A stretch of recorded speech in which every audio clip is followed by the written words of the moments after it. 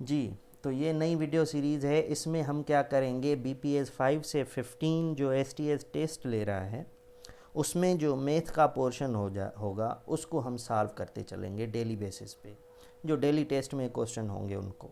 ठीक है, तो आज के टेस्ट में जो क्वेश्चन है कुछ पार्ट मैं इस वीडियो में सॉल्व कर रहा हूँ, कुछ बाकी वाले में। ठीक है, जो आप पहला जो क्वेश्चन आया था आज के 5 factorial plus 6 factorial plus 7 factorial upon 5 factorial into 7 square whole factorial.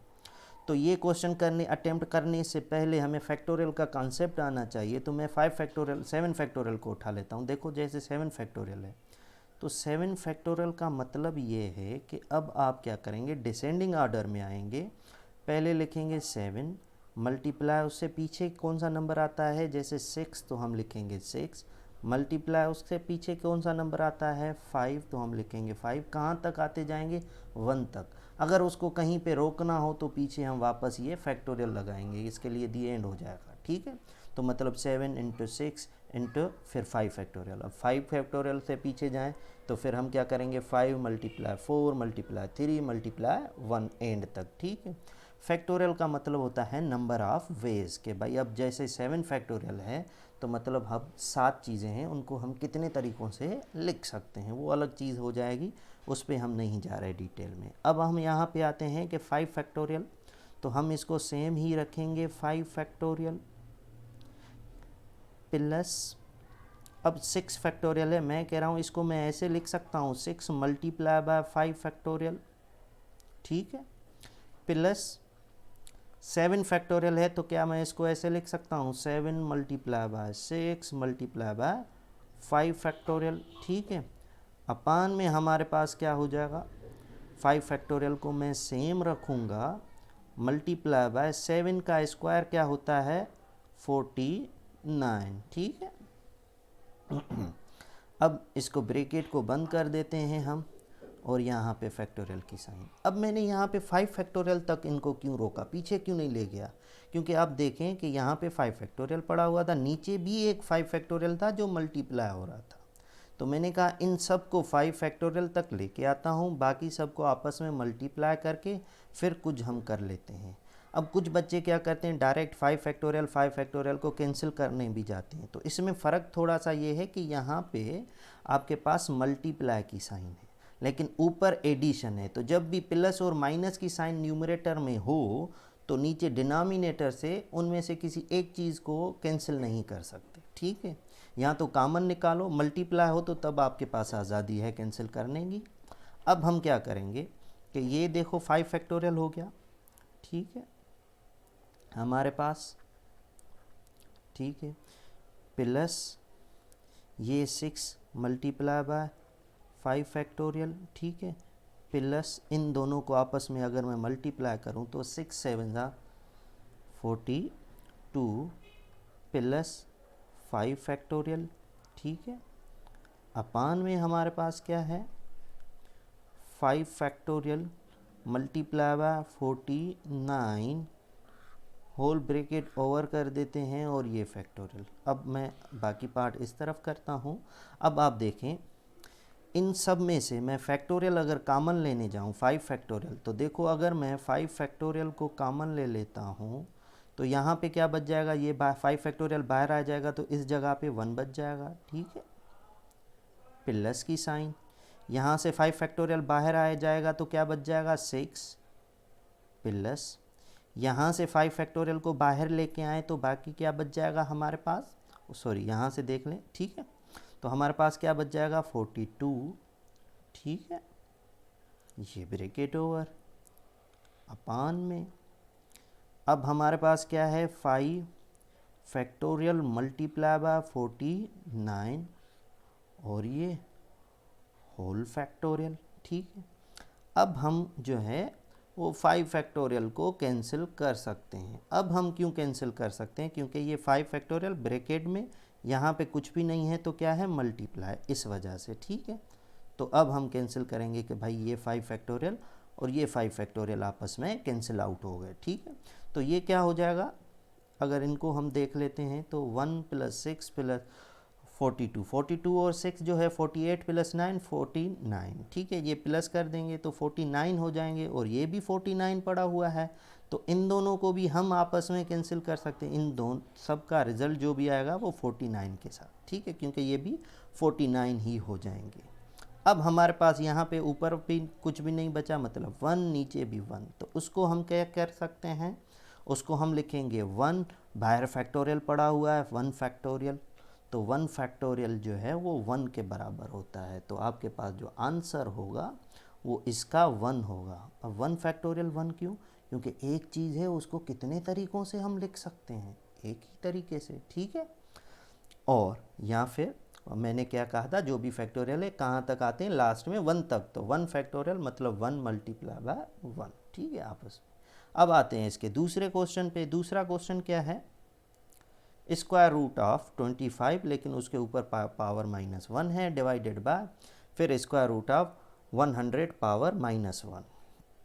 अब हम क्या करते हैं, सबसे पहले देखो, क्या मैं इसको ऐसे लिख सकता हूँ, ये डिवाइड का मतलब क्या ये हो सकता है कि 25 ये पावर -1 स्क्वायर रूट किसके बराबर होता है, होल पावर 1/2 के बराबर होता है, ठीक है। अपान में इसको डिवाइड का मतलब अपान होता है, तो ये 100 पावर 1 और उसका स्क्वायर रूट -1 और उसका स्क्वायर रूट मतलब पावर -1 पावर 1/2, ठीक है।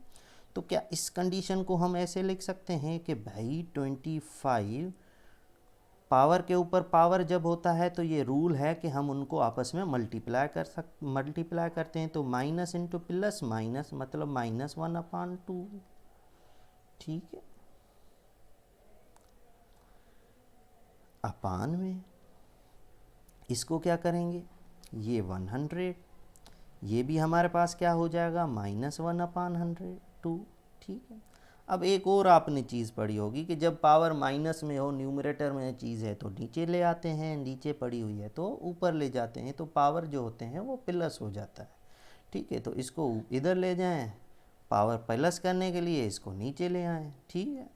अब हमारे पास क्या हो जाएगा, इसको ऐसे करेंगे तो हमारे पास जो कंडीशन हो जाएगी, देखो ये हो जाएगा 100/25, इसका भी पावर 1/2 और इसका भी पावर 1/2, ठीक है। दोनों पावर सेम है, आपने पावर्स में एक और रूल पढ़ा होगा, अगर पावर सेम है तो उसको क्या कर दो, एक ही करके लिख दो, ठीक है। तो इसको हम क्या करेंगे, 100/25 होल पावर 1/2। क्या हम 100 को कैंसिल आउट कर सकते हैं 25 से, 25 1 ज़ा 25, 25 4 ज़ा 100, ठीक है। तो हमारे पास कुछ कंडीशन जो बन गई वो क्या बन गई कि भाई 4 पावर 1/2, जिसको क्या हम ऐसे लिख सकते हैं 4 का स्क्वायर रूट, जो के बराबर होता है किसके, 2 के। ये मैंने कुछ अलग मतलब इजी जो आपके पास लॉज हैं उससे किया है क्वेश्चन आसान बनाने के लिए, ठीक है। इसको आप दूसरे तरीके, इसके 2-3 तरीके हैं, 3 तरीक़ों से इसको हम सॉल्व कर सकते हैं, ठीक है। तो मैंने कोशिश की है जो लॉज हैं उनके हिसाब से मैं आपको समझाता हूँ, ठीक है। उसके बाद आते हैं तीसरे वाला जो क्वेश्चन है हमारे पास कि भाई if 7x + 3 = 24, then what is the value of, या find the value of 5 - 4x, ठीक है। तो पहले इसको सॉल्व कर लेते हैं। भाई 7x + 3 = 24, हमें x की वैल्यू चाहिए, तो पहले जो भी चीज़ प्लस माइनस हो रही है उससे उसको इधर लेके आएँ। वैसे ये इधर लेके आना मैथमेटिकल टर्म नहीं है, मैथमेटिक में हम कहते हैं सब्ट्रैक्ट बोथ साइड या add both side, divide both side, multiply both side, आसान बनाने के लिए ये चीज़ बताते हैं, ठीक है।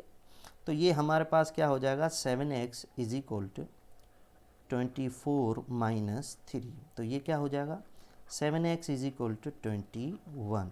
अब हम क्या करेंगे, 7 मल्टीप्लाई कर रहा है, इधर आएगा तो क्या करेगा, डिवाइड करेगा, देन x = 21/7। वंस अगेन दोनों को रिड्यूस कर देते हैं, 7 1 ज़ा 7, 7 3 ज़ा 21, तो हमारे पास x = आ गया 3। हमें x की वैल्यू मिल गई, तो हमारे लिए आसानी हो गई, इसमें x की वैल्यू पुट करो, हमें वैल्यू मिल जाएगी 5 माइनस 4, x की जगह पे 3 पुट करो, 5 माइनस 4 3 ज़ा 12, 5 में से 12 गए तो क्या बचेगा, -7 इज़ योर आंसर। हमारे पास जो आंसर होगा वो -7 होगा, उसकी में -7 था कहीं पे, ठीक है। उसके बाद आ जाते हैं क्वेश्चन नंबर 4 पे। क्वेश्चन नंबर 4 में क्या कह रहा है, if the domain of function of x is equal to 1/x plus 3, sorry if नहीं, the domain of function of x is equal to 1/x plus 2 is, इसकी डोमेन क्या होगी। इसके मैंने ऑप्शन भी लिखे हैं क्योंकि ये सॉल्व नहीं करना, इनमें से चूज़ करना था, मतलब स्टेटमेंट देखनी थी कौन सी सही है, ठीक है। अब देखें कि डोमेन क्या हो जाता है। डोमेन होता है जो हम x की वैल्यू किसी भी फंक्शन में पुट करें, ठीक है, अपनी तरफ से इनपुट दें, उसको फिर हम डोमेन कहते हैं। जो उसका जवाब आता है उसके बाद वो हमारे पास रेंज हो जाता है। तो यहाँ पे कह रहा है डोमेन क्या पुट करें। तो एक बात याद रखना, मैथमेटिक में हमने पढ़ा है कि कोई भी कंडीशन हो लेकिन अपान में ज़ीरो नहीं आना चाहिए। ये कंडीशन आ गया तो मतलब ये अनडिफाइन हो जाएगा, तो हमें अपान में ज़ीरो नहीं चाहिए, बाकी कुछ भी हो चलेगा। तो हम देखें कि x की जगह पे ऐसा कौन सी वैल्यू पुट करें कि ज़ीरो आ जाएगा। तो आपको पता है ये प्लस का 2 है, तो मतलब अगर यहाँ पे माइनस का 2 आ गया तो कंडीशन ये बन जाएगी। तो मतलब अगर ये कंडीशन बनती है तो वो अनडिफाइन है, वो चीज़ हमें नहीं चाहिए। तो x की जगह पे -2 नहीं आना चाहिए, ठीक है। तो अब नीचे ऑप्शंस देखते हैं कि वो कौन सा ऑप्शन बताता है। ऑल पॉजिटिव नंबर्स, अब सारे पॉजिटिव नंबर्स, ठीक है, ये भी ठीक है कि भाई सारे पॉजिटिव नंबर डोमेन में, पॉजिटिव नंबर कोई सा भी ले लो, ठीक है। ऑल रियल नंबर्स, कोई सा भी रियल नंबर ले लो एक्सेप्ट -2, कोई सा भी रियल नंबर ले लो लेकिन -2 नहीं होना चाहिए आपके पास, ठीक है। उसके बाद सी में क्या कह रहा है, ऑल रियल नंबर एक्सेप्ट +2, कह रहा है कि सारे रियल नंबर लो लेकिन +2 नहीं लेना। अगर ये कंडीशन आ गई कि +2 नहीं लेना तो मतलब -2 हम ले सकते हैं, तो -2 ले सकते हैं, ये तो अनडिफाइन हो जाएगा, तो मतलब ये तो नहीं हो सकता, ठीक है। इन दोनों को हम देख लेते हैं बाद में। ये क्या कह रहा है, ऑल रियल नंबर्स, अगर सारे रियल नंबर ले रहे हैं तो अगेन वहाँ पे -2 हमारे पास आ जाएगा, ठीक है। तो अगर अगेन -2 आ जाएगा तो ये कंडीशन भी नहीं होनी चाहिए, हमें -2 नहीं चाहिए। अब इन दोनों में बेस्ट ऑप्शन कौन सा है, अब आप ये देखें, ऑल पॉजिटिव नंबर्स, सिर्फ पॉजिटिव नंबर्स, और ये क्या कह रहा है, ऑल रियल नंबर्स एक्सेप्ट -2, सिर्फ -2 नहीं होना चाहिए, बाकी सारे रियल नंबर। अगर बाकी सारे रियल नंबर तो मतलब पॉजिटिव नंबर भी उसमें इंक्लूड हो गए, तो ये ऑप्शन सही होगा, बी ऑप्शन, ठीक है, कि भाई -2 नहीं होना चाहिए, बाकी सारे रियल नंबर्स कोई से भी ले लो डोमेन में, बस -2 नहीं लेना, -2 अनडिफाइन कर देगा इसको। अब आते हैं क्वेश्चन नंबर 5 पे। क्वेश्चन नंबर 5 क्या कहता है, the tangent at any point of the circle to the radius through the point of contact is perpendicular होगा, पैरेलल होगा, एडजेसेंट होगा, कॉर्ड होगा। सबसे पहले तो हम टेंजेंट समझ लेते हैं कि सपोज कह रहा है कि हमारे पास एक सर्किल हो, ठीक है, और कोई एक लाइन आए सर्किल के एक पॉइंट को ऐसे सिर्फ सर्किल के एक पॉइंट को टच करके चली जाए, वो लाइन कहलाती है स्ट्रेट लाइन, ठीक है। ये थोड़ी सी इधर उधर हो गई, आप कंसीडर कर लें स्ट्रेट है। वो जो लाइन एक पॉइंट पे टच कर रही है, इस लाइन को हम टेंजेंट कहते हैं। हम उसको क्या कहते हैं कि वो जो लाइन है उस पॉइंट पे, ठीक है, ये टेंजेंट है। अब क्या कह रहा है, a tangent at any point, किसी भी पॉइंट पे टेंजेंट, ठीक है, of the circle to the radius. अब वो रेडियस के साथ, मतलब जो सेंटर ऑफ सर्किल से उस पॉइंट तक जो डिस्टेंस है, उस रेडियस के साथ कौन सी प्रॉपर्टी अप्लाई होगी उस पर, ठीक है। यहाँ रेडियस के साथ कौन से, नीचे ऑप्शन जो है वो करेक्ट होगा। To the circle radius through the point of contact is, मतलब रेडियस और उस लाइन के बीच में जो पॉइंट पे मिल रहे हैं क्या कंडीशन होगी, क्या ये पैरेलल हैं, नहीं पैरेलल तो नहीं हो सकती। पैरेलल ऐसे होता है कि दो लाइनें एक डायरेक्शन में भले ना हो, डिफरेंट हो, लेकिन उनके बीच में हमेशा जो डिस्टेंस रहे वो सेम रहे। तो यहाँ पे जो है हमेशा जो आपके पास टेंजेंट होती है वो रेडियस के साथ हमेशा 90 डिग्री की एंगल बनाती है। ये मेट्रिक क्लास में थ्योरम है, 2 थ्योरम है ऐसे मेट्रिक क्लास के, ठीक है। तो ये वहाँ से थ्योरम लिया हुआ है, डायरेक्ट थ्योरम की ये स्टेटमेंट है पूरी की पूरी, और वो बराबर है परपेंडिकुलर, ठीक है। कि भाई ये दोनों जो हैं आपस में परपेंडिकुलर होंगी क्योंकि यहाँ पे हमेशा 90 डिग्री की एंगल बनेगी।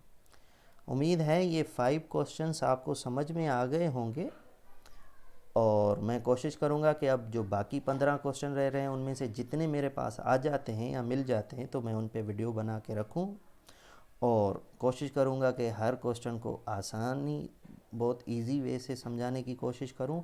वैसे एक क्वेश्चन को सॉल्व करने के 3-4 तरीके होते हैं, ठीक है। फिर उसमें हम ये देखें कि जो प्रॉपर्टीज़ को सेटिस्फाई करता है तरीका, उस पे चलें ताकि अगले को भी आसानी से समझ में आए।